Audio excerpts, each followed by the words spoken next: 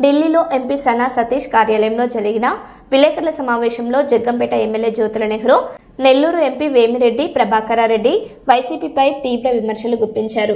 శాసనసభ శాసనమండలి సమావేశాల్లో వెంకటేశ్వర స్వామి చిత్రపటంపై అపచారం చేశారని ఖండించారు. ముఖ్యమంత్రి నారా చంద్రబాబు నాయుడు భక్తి శ్రద్ధలపై సందేహం అవసరం లేదని, దీనిపై ప్రత్యేక చర్చకు సిద్ధమని జ్యోతుల నెహ్రూ సవాల్ విసిరారు. వచ్చి చర్చించి అసలు చర్చించకుండానే 11 నిమిషాలు, మీకు 11 వచ్చిందేమో,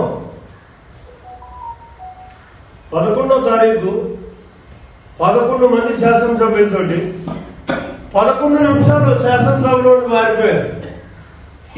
ఇదేంటో నాకు అర్థం కాదు. ఎందుకు పారిపోవాలి? గత శాసనసభ జరిగినటువంటి తీరును ఒకసారి చూసుకోండి.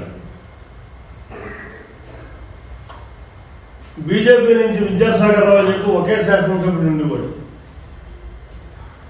ఆ ఒక్కడు సభను ఆ రోజు శాసించేవాడు. సబ్జెక్ట్ ఉంటే ఏదైనా మాట్లాడడానికి అవకాశం ఇస్తారు. ఇవాళ 11 మంది ఉన్నారు మీరు శాసనసభలో. ఎందుకు భయపడతారు?